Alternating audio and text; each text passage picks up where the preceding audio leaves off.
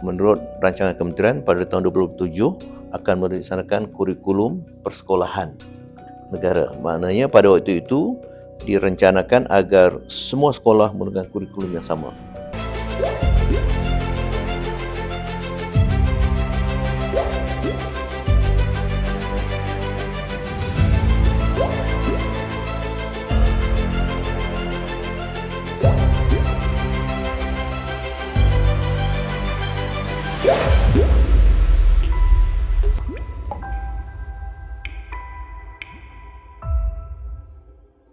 Assalamualaikum warahmatullahi wabarakatuh dan salam sejahtera kepada penonton-penonton kita dalam podcast nasionalis. Kita berada dalam episod 26 bersama dengan saya, Datuk Seri Profesor Emeritus Dr. Awan bin Sarian. Assalamualaikum, Dr. Waalaikumsalam warahmatullahi wabarakatuh. Baik, kita hari ini kita akan membincangkan satu topik yang saya rasa sangat mudah bagi Profesor Emeritus kita di sini, menceritakan tentang bahasa Melayu. Dan kita lihat pada zaman sekarang banyak-banyak isu yang keluar mengenai bahasa Melayu, isu yang semudah-mudah macam signboard tak ada nama bahasa Melayu, mungkin ada bahasa asing, dan kepada isu yang lebih besar seperti dasar negara yang mengubah bahasa Melayu. Contohnya bahasa Melayu ingin dikeluarkan dalam sekolah dan ditukarkan kepada bahasa Inggeris dalam pembelajaran sains dan matematik PPSMI. Sebagai pengetahuan, Datuk Seri Profesor Emeritus Dr. Awan bin Sarian merupakan penyandang kursi Raja Melayu-Melayu UiTM dan juga pengerusi bagi Majlis Bahasa Negara dalam Gabungan Nasionalis. Baik, Prof. Kita ada beberapa soalan kita akan sediakan untuk Prof. Jadi nanti Prof boleh jawab ya. Pada pandangan Profesor, kenapa isu bahasa Melayu ni masih menjadi perdebatan sehingga hari ini? Kita seperti maklum, bahasa Melayu ni telah pun diiktiraf sebagai bahasa kebangsaan. Memang kalau ikutkan rakyat Malaysia itu sendiri perlu memahami dan bertutur dalam bahasa Melayu. Jadi kenapa masih lagi berlaku?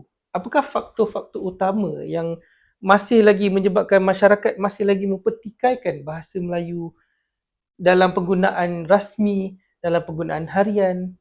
Boleh Prof bentangkan kepada kami? Bismillahirrahmanirrahim. Alhamdulillahirabbil wassalatu wassalamu ala asyrafil mursalin wa ala alihi washabihi ajma'in. Terima kasih kerana mengundang saya ke program audio siar, itu istilah yang bahasa bagi podcast, jadi audio siar.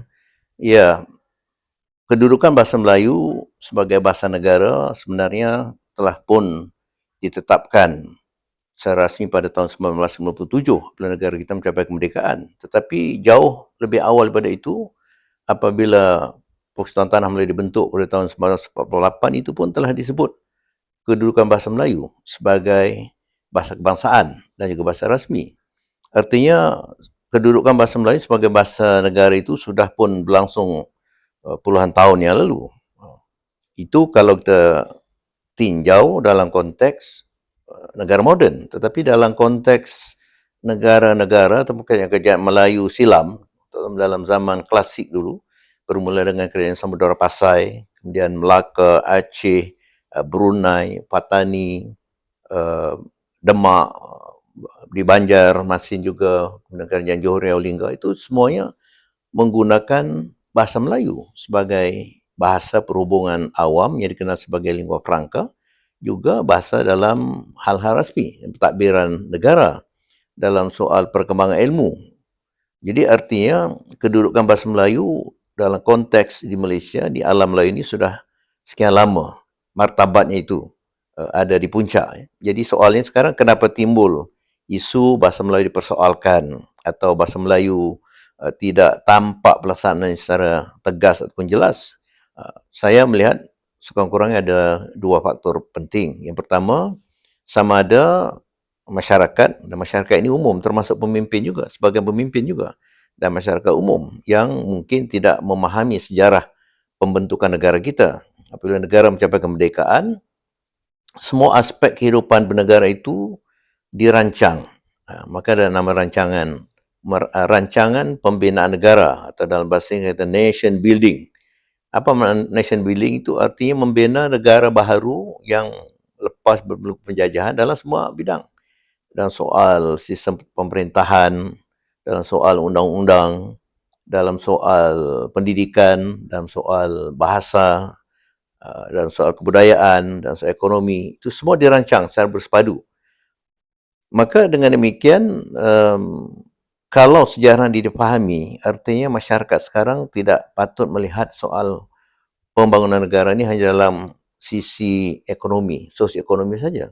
Tapi kerana perhatian orang kebanyakan memang lebih pada soal pembangunan fizikal, ekonomi, ya, maka soal-soal kerohanian seperti bahasa, kebudayaan, pendidikan ini agak kurang diberi perhatian. Itu satu faktor yang saya kira maka itu nanti perlu dimasyarakatkan soal sejarah pembentukan negara kita yang turut melibatkan perancangan bahasa.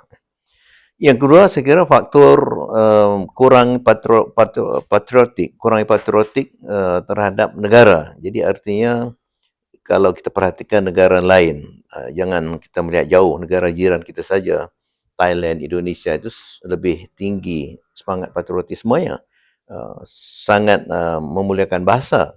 Dan saya juga ada pengalaman 5 tahun bertugas di negara China yang diutus oleh kerajaan sendiri sebagai penyandang kursi punya Melayu di negara itu. Juga saya perhatikan negara itu sangat mempertahankan kedudukan dan martabat bahasa negara itu bahasa Mandarin dalam semua bidang. Hingga selalu saya katakan untuk seorang itu melanjutkan pengajian peringkat Dr. Falsafah pun atau PhD, wajib lulus dalam bahasa Mandarin. Di negara kita, saya tak pasti mungkin 10 tahun, 20 tahun lagi adakah dasar itu akan digunakan untuk mereka yang nak melanjutkan pengajian peringkat sarjana dan Dr. Falsafah atau PhD. Barangkali jauh lagi. Kerana soal yang asas pun bahasa Melayu belum lagi dilaksanakan sepenuhnya seperti yang dirancang apabila negara mencapai kemenangan. Itu sekurang-kurangnya 2 faktor yang saya perhatikan yang menyebabkan timbul pertikaian tentang kedudukan bahasa. Kalau boleh saya tambah juga soal faktor kurang fahamnya kebanyakan orang tentang fungsi bahasa. Bangsa ini satu anugerah, bahasa satu anugerah yang besar daripada Allah SWT. Manusia itu disebut sebagai hawan natik, sebagai rational animal dalam bahasa Inggeris, itu merujuk pada kemampuan manusia berfikir dan berbahasa. Itu maknanya kita haiwan natik. Bila kita nutuk itu ada kaitan dengan soal kemahiran berfikir dan kemahiran berbahasa. Jadi bahasa apabila tidak dinilai sebagai satu anugerah besar kepada manusia oleh Allah, oleh Tuhan, maka manusia barangkali mengabaikan bahasa itu. Ya. Tapi kalau kita memahami bahasa itu suatu unsur jati diri atau makna diri yang penting bagi seorang manusia, maka kita tidak akan mengabaikan faktor bahasa. Ya. Dan ini jelas dalam Al-Quran pun, dalam surah Ar-Rahman, Bismillahirrahmanirrahim, Ar-Rahman, Alam Al-Quran, Khalaqal Insan, Alamul Bayan. Ya Allah mencipta manusia, Khalaqul Insan, dan Allah mengajar manusia tentang atau memberikan kemahiran bahasa pada manusia, bayan, memahami dan juga menyampaikan sesuatu pada pihak lain. Jadi ini rahmat dan nikmat besar yang selalu saya katakan kalau ini ya hari Jumaat, sesuai kita katakan la in syakartum la azidanakum wa la in kafartum inna azabi lasyadid. Jadi bahasa kalau dinilai sebagai nikmat besar, kalau kita syukur ini nikmat utama. Kalau kita kufur, maka timbullah musibah dalam suatu masyarakat. Maka ini perkara juga yang mesti dikaitkan dengan soal falsafah dan soal keagamaan, pemahaman kita tentang peranan bahasa sebagai kurniaan besar Allah Taala. Saya kira saya takut ini menjadi satu kuliah pula ya tentang falsafah, tapi tak apalah, sebagai permulaan kita mesti mengisapkan diri peri pentingnya bahasa itu sebagai kurniaan besar Allah Taala. Baik, saya rasa itu permulaan yang sangat hebat daripada Profesor berceritakan tentang nation building dan juga tentang rasional. Manusia ini ialah binatang yang rasional kalau difikirkan begitu. Baik, bila cerita tentang pembelajaran bahasa Melayu di sendiri, jadi Profesor sebagai seorang, kalau dikatakan macam cikgu lah, cikgu kat universiti, Profesor, apakah Profesor melihat tentang pelaksanaan dasar bahasa Melayu dalam sistem pendidikan? Jadi bila kita cerita tentang dasar, tentang nation building itu sendiri, apakah peranan kerajaan ataupun institusi pendidikan bila menceritakan tentang bahasa Melayu dalam memastikan bahasa Melayu ni terus dimartabatkan? Apabila saya menyebut pentingnya bahasa sebagai satu unsur dalam pembinaan negara atau nation building itu tadi, maka kerajaan ketika itu telah membentuk dasar-dasar tertentu. Untuk pendidikan, kita tahu ada dasar pendidikan kebangsaan yang berteraskan ciri-ciri kenegaraan tanah air kita, termasuk soal keutamaan bahasa Melayu sebagai bahasa pengantar ilmu. Dalam soal yang lain, ekonomi, kita tahu kita ada dasar ekonomi. Dulu ada dasar ekonomi baru, dan kemudian berubah nama dengan berbagai-bagai jenama. Pokoknya ada dasar ekonomi. Ada dasar tentang hubungan luar negara antarabangsa, dasar aman, bebas dan berkecuali sebagai contoh. Demikian juga soal pemerintahan, politik. Dasar itu walaupun tak diberi nama, amalan yang dilaksanakan ialah perkongsian kuasa. Itu dasar. Maka dalam soal bahasa, ada dasar bahasa kebangsaan. Dan itu diwaktubkan dalam perlembagaan dalam perkara 152. Apabila dalam perkara 1521 disebut bahasa Melayu adalah bahasa kebangsaan. Artinya bahasa negara. Kebangsaan dengan pengertian bahasa negara. Demikian juga soal bahasa Melayu sebagai bahasa rasmi itu dalam perkara 1526. Iaitu semua jentera pentadbiran di peringkat persekutuan negeri dan pihak persekutuan awam hendaklah menggunakan bahasa Melayu sebagai bahasa rasmi pentadbiran. Berkaitan dengan soal pendidikan, ada Akta Pendidikan. Akta Pendidikan 1961 awalnya yang menetapkan juga penggunaan bahasa Melayu sebagai bahasa pengantar utama.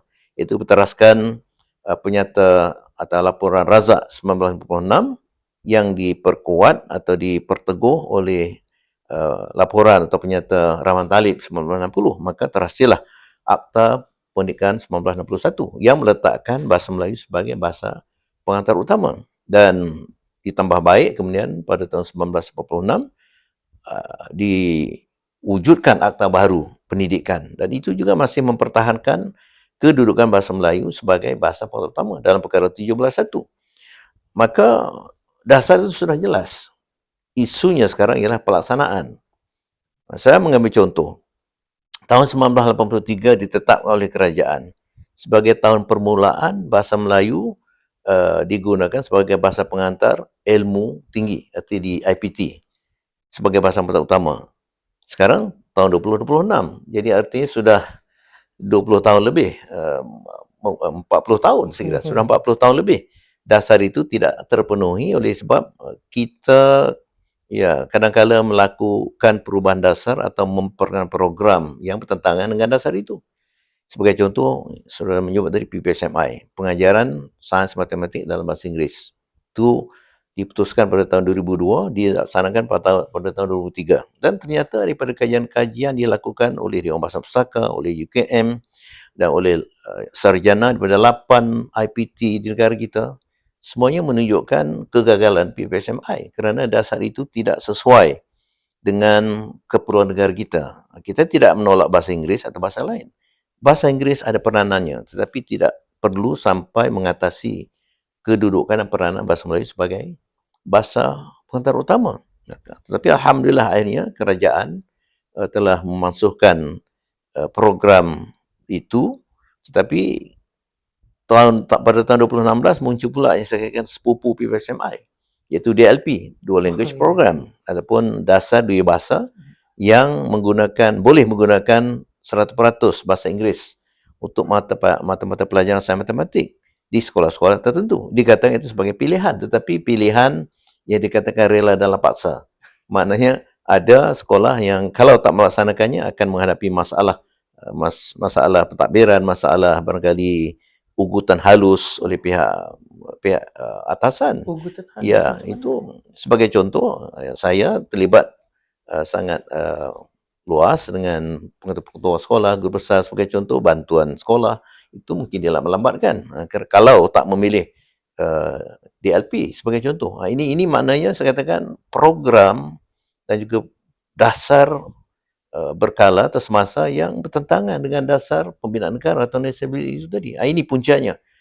Sedangkan sesudah hampir 70 tahun kita mencapai kemerdekaan, sepatutnya hampir 70 tahun sepatutnya hal ini tidak timbul lagi. Kita sudah makin maju, tapi sekarang ternyata kita terombang-ambing, yang biasa saya katakan dengan istilah kita ada pasang surutnya. Pada zaman, saya ingat pada zaman almarhum Tuan Panting Abdul Rahman Yaakob sebagai Menteri Pendidikan, walaupun hanya setahun, beliau dapat mengubah aliran sekolah Inggeris kepada aliran kebangsaan. Itu berlangsung mungkin sampai tahun 78, bermula dengan tahun 60-an. Saya sendiri mungkin kumpulan kedua dalam proses transformasi itu. Ya.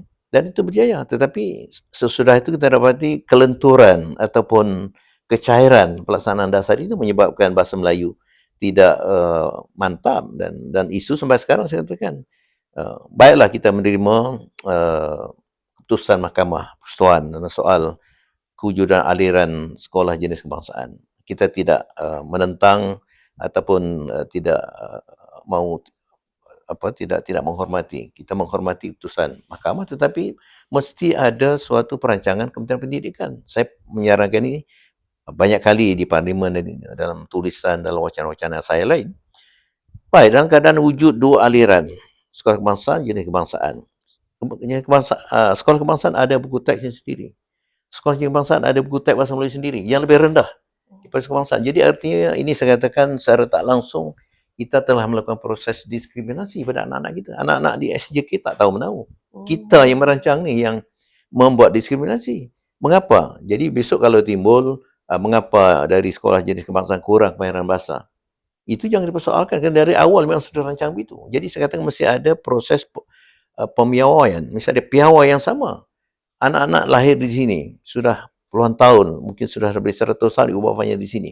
Bagaimana kita mau meremehkan, merendahkan taraf kemampuan anak-anak di SJK sehingga diberi sukatan pelajaran yang lebih rendah, buku teks yang lebih rendah, kualitinya, tahap kemahirannya. Ini satu contoh bagaimana saya katakan punca tidak mantapnya. Kemudian yang kedua, di SJK bahasa Melayu hanya dijadikan satu mata pelajaran, bukan sebagai bahasa pengantar seperti di SK. Maka sekali lagi fungsi bahasa Melayu sebagai bahasa pengantar utama itu tidak berlangsung, hanya sebagai mata pelajaran. Baiklah, saya katakan kita tidak mau dianggap ekstrim, tidak mau dianggap pelampau, tetapi secara berencana, terancang, mengapa tidak bermula dengan mungkin 2-3 mata pelajaran, itu diajarkan dalam bahasa kebangsaan, yang lain tak apalah, bolehlah sementara waktu ni menggunakan bahasa ibunda. Tetapi sekarang kita dapati SJK bukan hanya soal anak Cina saja, 60,000 anak Melayu juga berada di situ. Jadi bagaimana kita nak mengatakan anak-anak di SJK itu tak perlu diberi kemahiran bahasa yang tinggi dan tak perlu menggunakan bahasa Melayu sebagai bahasa penghantar. Ini perkara yang belum saya dapati belum diselesaikan oleh pihak kementerian dan patut direncanakan. Mungkin boleh secara bertahap menurut kohort tertentu. Akhirnya mungkin 6 tahun, 10 tahun, akhirnya bahasa Melayu dapat sekurang-kurangnya menjadi bahasa pengantar di sekolah jenis kebangsaan, maka untuk 60%, 70%, kalau dapat 70% pun saya kira itu sudah satu permulaan yang baik. Tapi kalau kita membiarkan keadaan bahasa Melayu, mata pelajaran bahasa Melayu tidak sama SK dengan SJK. Kemudian bahasa Melayu SK sebagai bahasa pengantar. Di sekolah jenis kebangsaan bahasa Melayu tidak menjadi bahasa pengantar. Ini masalah yang besar. Ini kita belum cerita lagi tentang soal di pendidikan tinggi. Yang saya katakan tadi, tahun 83 tadi sasaran, tapi sekarang sudah tersasar. Bahkan masih banyak IPT yang terus menggunakan bahasa Inggeris. Tak lagi dengan pendirian yang dikatakan bidang-bidang kritikal, STEM ataupun STEAM sekarang, sains, teknologi, matematik, itu semua kejuruteraan undang-undang dikatakan khusus kritikal mesti dalam bahasa Inggeris. Mengapa soalnya? Di negara China, betul ada beberapa buah universiti yang ada kelenturan menggunakan bahasa Inggeris, tapi pada dasar bahasa Mandarin itulah bahasa utama hatta di pendidikan tinggi. Jadi ini antara isu yang kalau nak dibincangkan barangkali 7 hari 7 malam tak akan selesai. Tapi ini sebagai cetusan untuk memberikan pemahaman apa isu sebenarnya kedudukan bahasa Melayu dalam soal negara kita. Belum lagi saya bercakap tentang soal bahasa Melayu dalam bidang pentadbiran, dalam bidang undang-undang seperti saudara mengatakan tadi. Perlembagaan persekutuan hingga kini teks sahihnya masih dalam bahasa Inggeris. Walhal pada tahun 2003 titah Yang Pertuan Agong ketika itu Tuanku Sirajuddin telah memerintahkan dan kami membaca warkah itu, telah memerintahkan agar teks terjemahan bahasa Melayu bagi perumusan itu hendaklah diusahakan supaya menjadi teks sahih. Itu satu titik takdir aja. Tapi sampai sekarang tarafnya masih menjadi teks terjemahan. Belum. Kenapa Prof rasa Ya, ini kerana pada hemat saya titah itu patut disusuli dengan tindakan oleh pihak peguam negara mengangkatnya pada kerajaan berkabinet dan kabinet membawa ke parlimen. Parlimen akan dapat melakukan pindaan supaya teks sahih untuk perlembagaan persatuan itu adalah bahasa kebangsaan. Tapi kalau tak diangkat ke parlimen, maka sampai bila lah itu teks akan bertaraf hanya sebagai teks terjemahan, bukan teks sahih. Itu contoh. Banyak lagi kalau nak sebut tentang soal di mahkamah, berapa peratus kita dapati mahkamah, bahkan mahkamah rendah saja menggunakan bahasa kebangsaan. Mahkamah tinggi, mahkamah persekutuan, mahkamah rayuan, itu masih lagi bahasa Inggeris yang tetap. Artinya tidak nampak perkembangan yang cukup merangsang, yang cukup menggembirakan kita dalam soal pelaksanaan dasar bahasa kebangsaan yang telah pun dirancang oleh kerajaan sendiri. Baik, banyak info yang sangat menarik. Saya pun baru tahu tadi sekolah di SJK dan juga SK dia punya bahasa buku teks. Cuma itulah kita berharap pada tahun 2027 seperti rancangan kementerian, terutama dengan pelaksanaan Rancangan Pendidikan Malaysia 2026-2035, menurut rancangan kementerian pada tahun 2027 akan melaksanakan kurikulum persekolahan negara. Maknanya pada waktu itu direncanakan agar semua sekolah menggunakan kurikulum yang sama. Maknanya tak akan ada sekatan pelajaran yang berlainan. Ini termasuk juga dalam kaitan dengan arahan Perdana Menteri sendiri agar semua aliran sekolah, tak kira aliran apa, termasuk aliran sekolah agama, itu hendaklah bahasa Melayu hendaklah diwajibkan. Itu sekurang-kurangnya satu arahan awal yang memberikan isyarat supaya bahasa Melayu diutamakan. Jadi ini terkaitlah dengan soal sekolah menengah persediaan Cina yang melahirkan UEC, sijil bersekutu, dan itu pada saya semua perkara yang dapat diselesaikan kalau kita patuh kepada ketetapan. Saya menyebut tadi Penyata Razak tahun 56 telah pun menggariskan 4 perkara yang mesti dilaksanakan kalau kita berhajat nak membentuk sistem pendidikan kebangsaan yang berfokus atau berteraskan tanah air, negara. Pertama, kata Penyata Razak, kurikulum. Hendaklah teraskan tanah air. UEC atau sijil ini lahirkan oleh Sekolah Menengah Persediaan Cina ini kita tak tahu apa kurikulumnya. Dulu dikatakan berkiblatkan Taiwan. Jadi kalau demikian itu tak mungkin sijil yang lahir daripada sistem pendidikan itu dapat diterima. Baik, kurikulum mestilah berorientasikan tanah air, baik sejarahnya, geografinya, semualah. Kemudian soal bahan pengajaran, terutama buku teks. Hendaklah buku teks, maka itu Kementerian Pendidikan mempunyai bahagian buku teks. Dulu nama Biro Buku Teks, bahagian buku pelajaran. Kerana itu mesti dikawal, dirancang sesuai dengan keperluan negara. Tak boleh seperti zaman penjajahan, kurikulum sekolah Berneka Lola Cina menggunakan kurikulum dari Tanah Besar Cina. Sekolah jenis Berneka Lola Tamil menggunakan kurikulum dari Benua Kecil India. Itu maka apabila kita merdeka itu hendaklah diselaraskan. Itu yang kedua tadi bahan pengajaran. Yang ketiga soal latihan guru.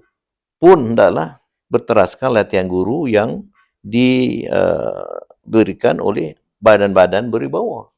Sekarang ada IPG, Institut Pendidikan Guru Malaysia. Dulu mata perguruan. Dan juga ada universiti termasuk terutama UPSI sebagai universiti pendidikan. Ini badan-badan yang diberi wibawa untuk mengeluarkan ijazah, juga diploma, sijil yang sah.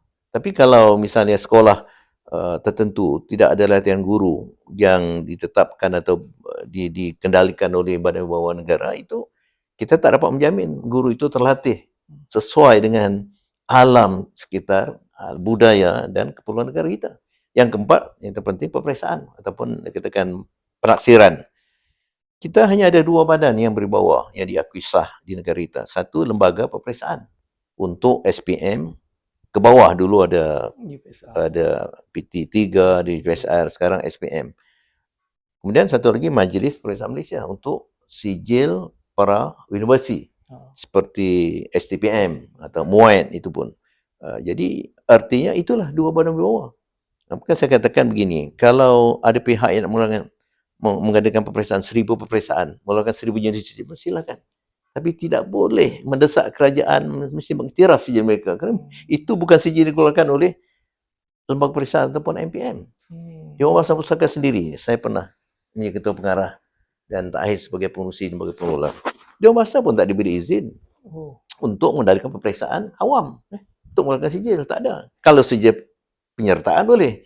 Maka itu apabila Dewan Bahasa Pusaka ketika itu nak mengadakan ujian kecakapan Bahasa Melayu UKBM, peperiksaan khas bagi pelajar dan mahasiswa antarabangsa, tidak dibolehkan. Dan Dewan Bahasa Pusaka diarahkan menyerahkan tugas itu pada MPM, Majlis Periksa Malaysia. Itu Dewan Bahasa Pusaka pada kerajaan. Ini kalau sekolah persendirian pula dengan lembaga pengurusan yang bersifat persendirian, memang sama sekali tidak menasabah untuk mendesak kerajaan mengiktiraf. Ini latar belakang yang mesti difahami. Kalau tidak kita berdebat, kita berpolemik, bertengkar atas lunas yang tak jelas. Ini lunas ni kembalikan lunas itu pada ketetapan dalam Penyata Razak tahun 56. Penyata pertama sudah negara kita mendapat taraf sebagai kerajaan sendiri. Baik, banyak info, banyak pengetahuan yang saya baru tahu hari ini. Saya nak ingin boleh mengubah sedikit kita punya fokus perbincangan kita ni kepada selepas pada pelajar-pelajar sekolah tadi tu dia dah besar, maknanya dia dah masuk ke universiti, mungkin profesor pun akan mengalami perjumpaan dengan pelajar-pelajar seperti ini. Saya ingin tanya tentang inilah golongan-golongan profesor, maknanya rakan-rakan sejawat Profesor Emeritus sendiri. Bila ceritakan tentang bahasa Melayu tu, saya difahamkan ada sekolah universiti yang memang ada menggunakan bahasa Melayu sebagai bahasa pengantara, ada yang menggunakan bahasa Inggeris sebagai bahasa pengantara. Saya juga difahamkan kalau nak masuk universiti kena pakai sijil, kena lepas sijil bahasa Inggeris MUET. Tapi kalau bahasa Melayu saya rasa tak ada sijil seperti demikian. Jadi ada yang katakan bahasa Melayu ni macam tak untung. Bila belajar bahasa Melayu ni tak digunakan di mana-mana. Ada juga bercerita bahasa Melayu ni macam bila kita belajar tentang sains, contohnya istilah-istilah tertentu tentang bintang ataupun dia tak menggunakan bahasa Melayu, dia gunakan bahasa Latin ataupun bahasa Greek. Jadi apakah apakah pandangan profesor terhadap golongan intelektual ataupun profesor-profesor di universiti, adakah mereka ada peranan juga dalam memperkokohkan bahasa Melayu? Adakah universiti patut melakukan sesuatu untuk memartabatkan bahasa Melayu ini? Ya, soalnya bukan ada peranan, itu wajib. Menjadi kewajiban bagi para profesor, para tenaga akademik di universiti mendukung dasar bahasa kebangsaan.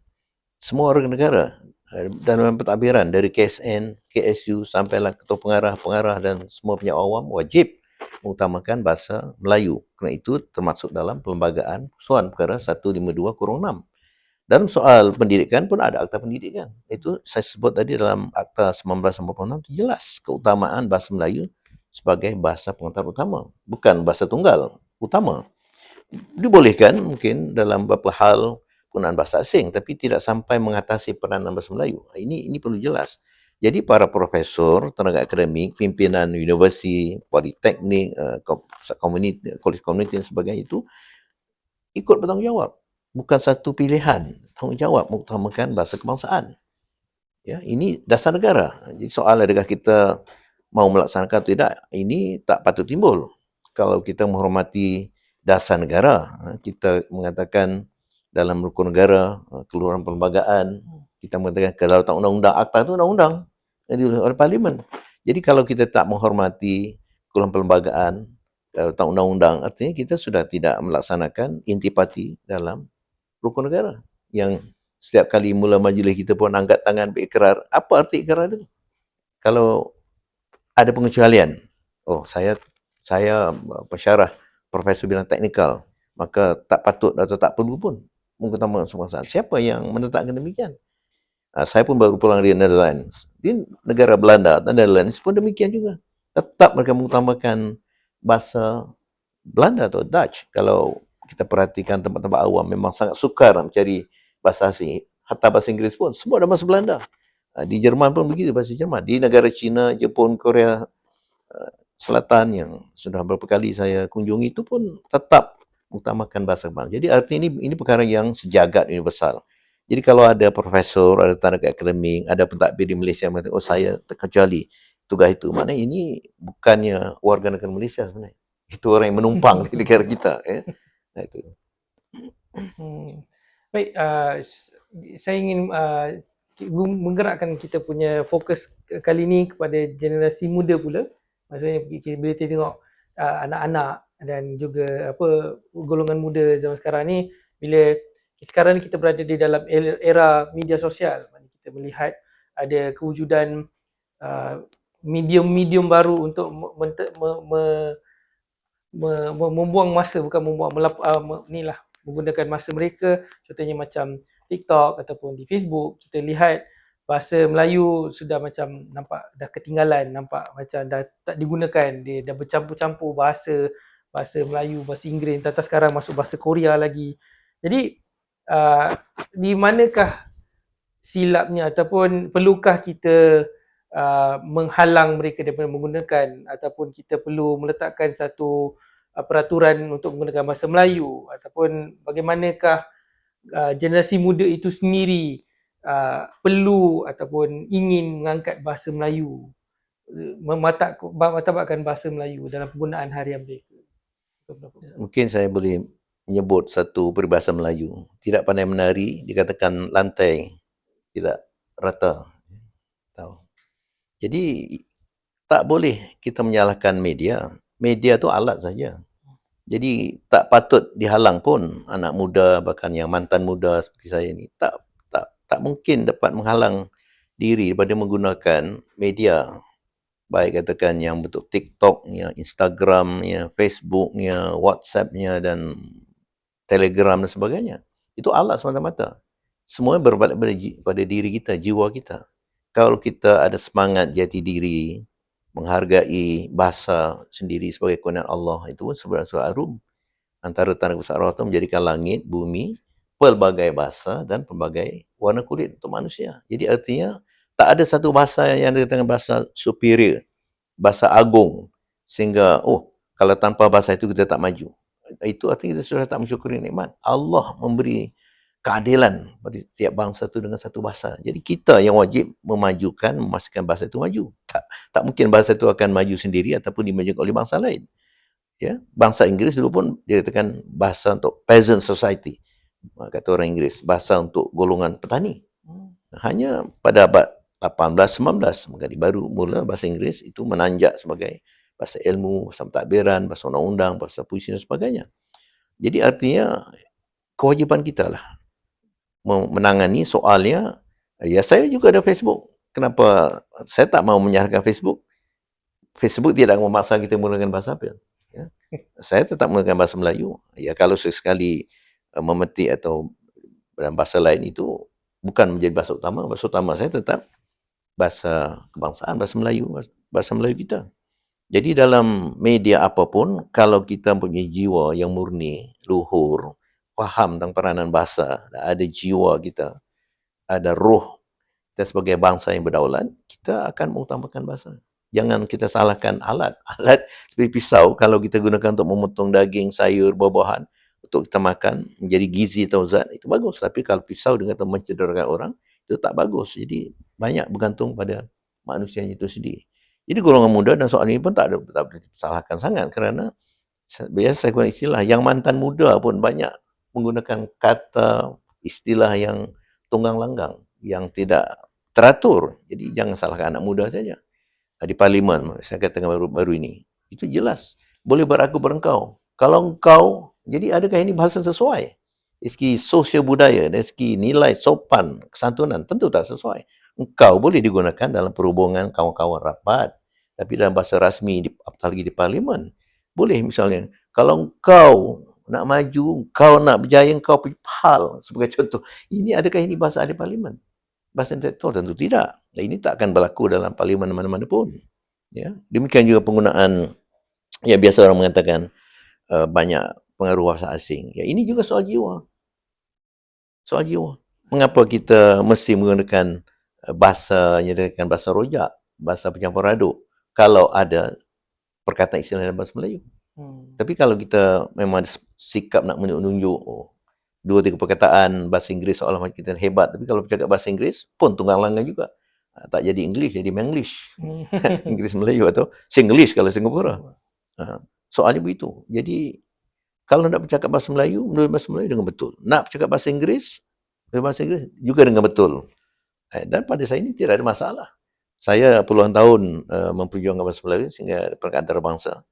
Mana-mana ruang yang saya kira dapat saya manfaatkan untuk mengambil bahasa Melayu, saya tetap menggunakan bahasa Melayu. Tapi mungkin PowerPoint, mungkin slide itu saya gunakan bahasa Inggeris supaya orang tak begitu faham apa yang saya perkatakan, dia boleh merujuk pada slide saya.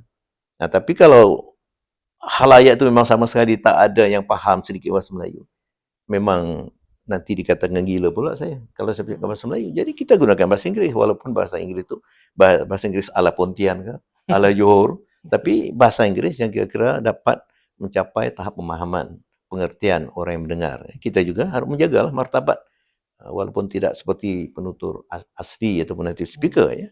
Jadi ini soal diri, soal jiwa, soal jati diri. Kita jangan menyalahkan alat, jangan menyalahkan media. Media tu bergantung pada diri kita sendiri. Di negara China, maaf saya katakan lagi, saya bukan tak mengagungkan, tapi itu realitinya.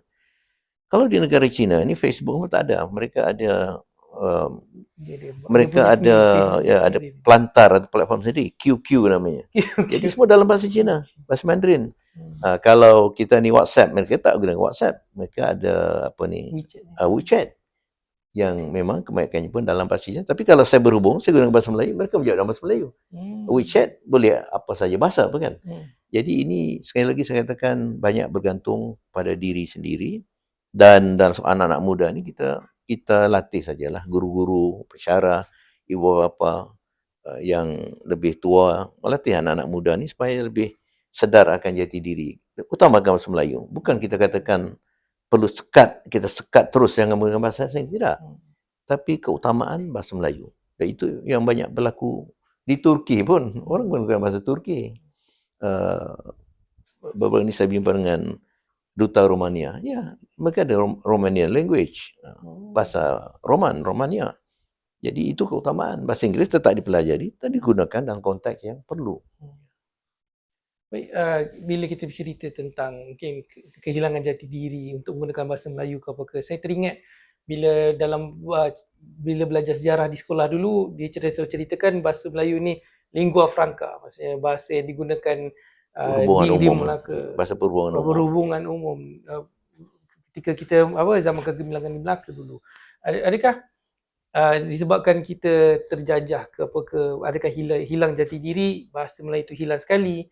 Adakah bahasa Melayu itu hilang di mata antarabangsa, dah hilang value? Macam contohnya kalau saya difahamkan kalau di United Nations, di Geneva, dia kena ada beberapa bahasa saja digunakan baru diiktiraf, contohnya bahasa Perancis ataupun bahasa Melayu, bukan bahasa Inggeris, bahasa Melayu tidak diiktiraf. Adakah pengaruh dari globalisasi, maksudnya kita sebagai nation superpower ataupun kita dah tak perlukan bahasa Melayu di negara Inggeris, adakah itu jadi sebab kita pun mula mempersoalkan penggunaan bahasa Melayu? Dan adakah sendiri berada dalam satu global nation, maknanya kita di dalam satu dunia yang tak menggunakan bahasa Melayu sangat, adakah itu pun menyebabkan bahasa Melayu pudar di mata dunia ataupun di dalam jiwa rakyat Melayu itu sendiri? Itu mungkin salah satu kesan daripada globalisasi. Tetapi sekali lagi kita tidak boleh menyalahkan globalisasi. Kerana yang terlibat dalam globalisasi ini bukan hanya negara kita. Negara Indonesia juga terlibat, Thailand terlibat, Korea Selatan terlibat, China terlibat, Jepun terlibat, Jerman terlibat, Skandinavia terlibat, Sweden terlibat. Banyak negara dunia terlibat. Tapi mengapa sebahagian besar mereka masih dapat mempertahankan jati diri dan warisan mereka? Itu sekali lagi kembali pada jiwa. Kalau kita pasrah, kerana ini zaman global, satu bahasa apa? Bahasa Inggeris. Kenapa misalnya Jerman masih tetap 70% bergantung pada bahasa Jerman? Netherlands, Belanda masih tetap dalam bahasa Belanda. Indonesia sendiri yang dekat dengan kita, walaupun sudah ada ke arah bahasa Inggeris sedikit, tetapi masih tetap bertahan. Thailand, Korea Selatan, China, Jepun. Jadi ini bukan soal globalisasi itu menjadi satu pukulan maut pada bahasa kebangsaan. Tidak. Kan kita yang tak mempertahankannya. Kita beranggapan kita pasrah. Jadi pasrah ni bertentangan dengan takdir Allah. Ya, dalam surah Ar-Ra'd ayat 11, Allah tidak mengubah nasib satu kaum, melainkan kaum itu sendiri mengubahnya. Nah, kalau kita pasrah, kita tak ada ikhtiar, kita tak berusaha untuk mempertahankan jati diri. Sedangkan bangsa lain yang bukan Islam seakan-akan faham ayat 11 surah Ar-Ra'd itu, sehingga mempertahankan, mereka berusaha, berikhtiar. Jadi pokoknya, sekali lagi saya katakan, hendaklah ada suatu pembudayaan dalam kalangan semua masyarakat, apalagi dalam kalangan pemimpin. Pemimpin menjadi suri teladan. Jadi kepemimpinan boleh teladan. Kalau pemimpin dapat menunjukkan jati diri, pengutamaan bahasa kebangsaan, ya saya teringat pada waktu itu mantan Perdana Menteri Datuk Seri Ismail Sabri, takdirnya. Jadi kami adalah sekumpulan bertemu dengan beliau dan juga mendapat sokongan Menteri Luar pada waktu itu supaya beliau berucap di PBB dalam bahasa kebangsaan, bahasa Melayu. Dan dengan berpakaian kebangsaan warna hitam dengan songkok, tak ada masalah, boleh diterjemahkan. Ya. Dan pernah juga ada Menteri Kabinet kita berucap di satu sidang juga dalam bahasa Melayu, tak ada masalah. Kita hanya perlu mengeluarkan belanja sedikit, iaitu belanja membuat terjemahan. Iaitu kita anggap itu sebagai pelaburan negara. Bahasa Indonesia pada tahun 2024 diterima sebagai satu daripada bahasa dunia di UNESCO. Ya. Jadi tak ada masalah. Betul lah, bahasa Indonesia tak jauh daripada bahasa Melayu. Tapi adakah kita nak mengatakan cukuplah Indonesia saja diiktiraf sebagai bahasa di UNESCO, bahasa Melayu tak apalah, kita tak perlu berusaha. Ini masalah mentaliti sikap kita. Kalau Indonesia dapat mencapai kejayaan itu, negara kita pun tak mustahil mendapat pengiktirafan. Apatah lagi bahasa Melayu, bahasa Indonesia itu asalnya memang satu, hanya berlainan dialek besar dua negara, Indonesia dan Malaysia. Jadi kalau kita berusaha bersama-sama Indonesia, kita akan mendapat tempat yang lebih mantap, lebih teguh, lebih dihormati di peringkat dunia. Bagi saya ini tak ada masalah. Soal kita nak betul sekarang ni mungkin ada 6-7 buah bahasa saja, 6-7 bahasa saja diiktiraf di PBB. Tapi kita boleh menggunakan bahasa, tak ada halangan. Kita sediakanlah terjemahan, mungkin dengan alat terjemahan serentak. Ya. Itu adalah kos yang sedikit. Saya katakan tadi, ini pelaburan negara untuk meningkatkan imej, meningkatkan kehebatan, kedaulatan. Taklah semahal mana berbanding dengan segala projek yang tiris, ya, dengan rasuahnya, ya, dengan kerugiannya, dengan projek sakitnya. Ini semua mesti ditimbang dengan baik oleh pimpinan negara. Ya. Saya ingin bertanya satu soalan tambahan daripada tadi. Saya baru difahamkan bahasa Indonesia diiktiraf sebagai bahasa tahun 2024 di UNESCO. Jadi kita bahasa Melayu dengan bahasa Indonesia ni macam, kalau diikutkan lebih kurang macam satu rumpun yang memang asalnya bahasa yang sama. Indonesia itu menggunakan istilah bahasa Indonesia untuk tujuan nasionalismenya. Tapi itu diakui dalam sejarah. Sumpah Pemuda tahun 28 itu menerima bahasa Melayu sebagai akar bahasa nasional, bukan bahasa Jawa. Kalau ikutkan dari segi demografi, kependudukannya, bahasa Jawa yang paling dominan. Tapi Soekarno sendiri tak memilih bahasa Jawa. Bahasa Jawa itu bahasa yang sangat kebangsawanan. Jadi bahasa keraton lain, bahasa orang besar lain, bahasa rakyat biasa lain. Jadi itu akan menimbulkan kesenjangan ataupun jurang komunikasi. Maka bahasa Melayu itu seperti yang Surah katakan tadi, sudah zaman berzaman, Sriwijaya itu sudah menjadi bahasa lingua franca. Dan sampailah ke zaman Kesultanan Melayu, ratusan tahun, bahasa Melayu. Seperti disebutkan oleh Tommy Perez, penulis Portugis. Di Melaka, pada abad 15, ada kira-kira 80 kumpulan bangsa etnik. Baik dari alam Melayu, dan Parsinya, Arabnya, Indianya, Cinanya, kemudian Barat. Tapi itulah dilaporkan oleh Tommy Perez. Bahasa Melayu lah menjadi bahasa perhubungan. Jadi kalau pada waktu itu bahasa Melayu sudah dapat bahasa perhubungan awam, mengapa dalam keadaan zaman moden sekarang ni begitu sulit kita menjadikan bahasa Melayu sebagai bahasa perhubungan awam antara etnik, antara kumpulan keturunan berlainan sebagai contoh. Ini pertamanya mesti ada suatu pengukuhan dasar. Dasar dah baik, tapi pengukuhan maknanya pelaksanaan pengisian dasar itu perlu tekal, konsisten, tak boleh berubah-ubah sekejap begini, sekejap begini. Yang kedua mesti pelaksanaan undang-undang sebagai contoh. Kita ambillah soal tempat awam. Bahasa tempat awam sampai sekarang masih cacah berubah. Ada undang-undang kecil elan. Tapi ini di bawah kuasa PBT, Pihak Berkuasa Tempatan, Dewan Bandaraya, Majlis Perbandaran, Tempatan dan sebagainya. Kalau PBT tak menggunakan undang-undang kecil elan itu, maka tidak diwajibkanlah keutamaan bahasa kebangsaan ataupun bahasa yang betul yang baik. Tapi ada PBT di BKL dan sebagainya yang PK, maka ada sekurang-kurang tindakan dan Dewan Pusaka diberi peranan untuk menyemak dan mengesahkan. Mana ada draft yang perlu pada DBP dahulu. Tapi kalau tak ada arahan daripada PBT, DBP tak boleh.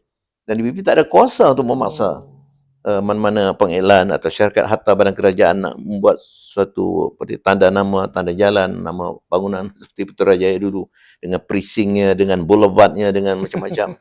Jadi akhirnya itu menunjukkan bahawa undang-undang tu ada, tapi tak dilaksanakan. Dan ini memerlukan kuat kuasa di pihak badan kerajaan sendiri. Baik, sebelum kita menutup, saya ingin bertanyakan Prof juga lah tentang saya dulu pernah pergi ke Wales di dekat dengan United Kingdom tu. Saya perasan di mereka juga ada satu bahasa Welsh, dan kadang-kadang di signboard tu dia adalah tulisan bahasa Wales tu, dia ada D2 lah apa sebagainya, aku tak faham sangat. Tapi bila saya tanya tentang bahasa tu, dia kata bahasa tu dah orang tak guna sangat. Maksudnya dia dah mula pupus. Yang digunakan hanya orang-orang di kampung. Ini yang pengembala kambing. Dan juga dia dulu juga ada jiran dia ada juga bahasa macam di Ireland dia Gaelic. Maksudnya bahasa tu mungkin dah nak diambang kepupusan.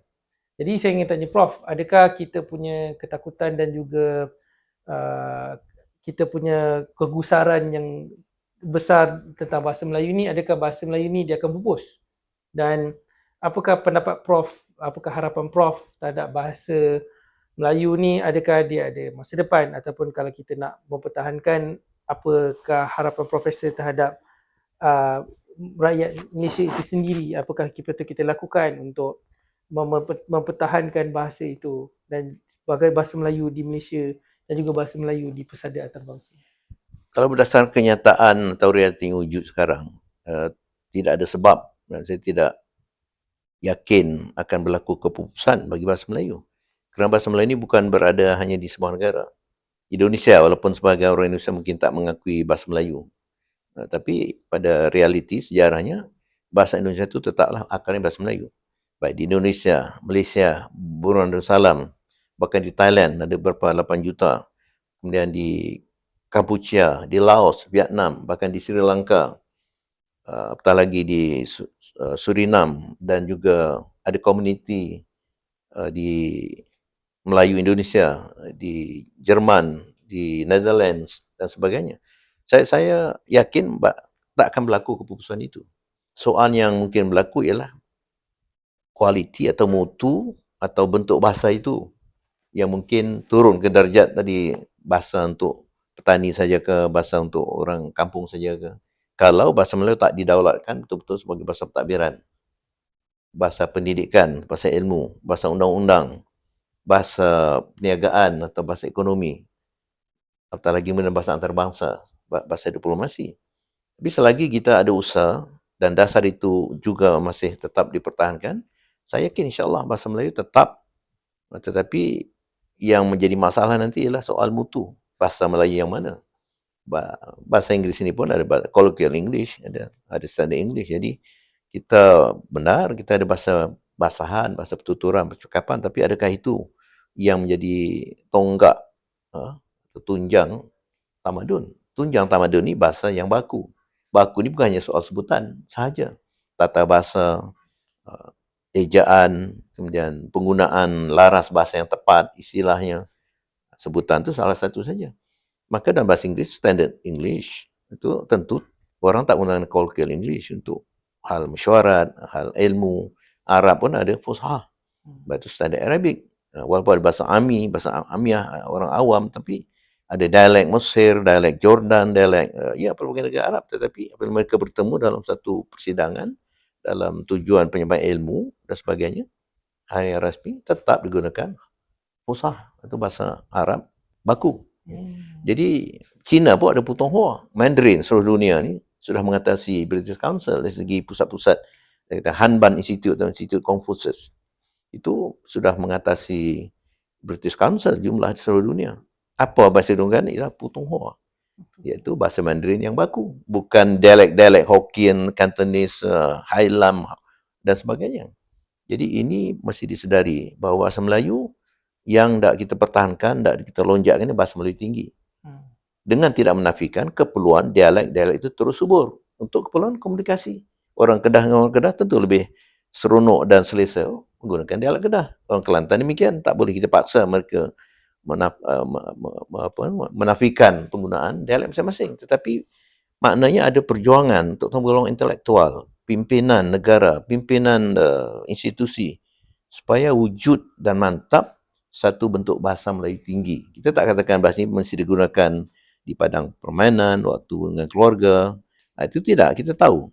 Dalam bahasa apapun memang ada dikatakan takah-takah ataupun tahap bahasa belayanan bagi konteks komunikasi. Tapi kalau itu dikurangkan peranannya dalam pendidikan sebagai contoh, pentadbiran, undang-undang, ekonomi, tempat awam, yang saya khawatirkan lambat laun nanti bahasa Melayu itu tak pupus, tapi bahasa Melayu yang mutunya mungkin tak mencapai tahap bahasa tamadun. Ini konsep madani. Madani mesti berteraskan bahasa yang baik, bahasa yang teratur. Kalau kita baca wasiat Hasan Al-Banna, itu mungkin orang lupa sebagainya. Salah satu pada 7 atau 8 wasiatnya ialah gunakan bahasa yang standar, gunakan bahasa baku untuk tujuan kemajuan tamadun. Itu barangkali banyak pengikut ataupun pentaksub Hasan Al-Banna juga mengamalkan maksurat dan sebagainya, tetapi prinsip wasiat Hasan Al-Banna itu kadang-kadang dilupakan orang. Itu penegasan Hasan Al-Banna tentang penggunaan bahasa yang fusha itu dalam konteks Arab, fusha lah, di mana bahasa baku, bahasa yang tinggi dengan tidak menafikan keperluan bahasa komunikasi biasa. Baik, terima kasih kepada Profesor Emeritus Dr. Ahmad Syarian. Saya rasa kita berbincangan diskusi yang sangat intelektual. Boleh dipanjang lebarkan lagi. Boleh dipanjangkan, insyaAllah kalau ada isu-isu hangat lagi mungkin kita boleh panggil lagi. Ini sebagai mukadimah, kita bercakap secara menyeluruh. Tapi barangkali untuk akan datang, dalam audio siar akan datang, kita boleh berfokus pada isu-isu tertentu secara khas. Boleh insyaAllah. Terima kasih kepada Profesor Emeritus Dr. Ahmad Syarian. Alhamdulillah. Dan semoga kepada para pendengar podcast nasionalis episod ke-26 dapat manfaat insyaAllah sedikit sebanyak daripada kami. InsyaAllah kita akan teruskan lagi. Jangan lupa untuk klik like dan subscribe. Jangan lupa untuk meneruskan dan terus bersama memperjuangkan dalam gabungan nasionalis. Baik, Assalamualaikum warahmatullahi wabarakatuh. Assalamualaikum warahmatullahi wabarakatuh.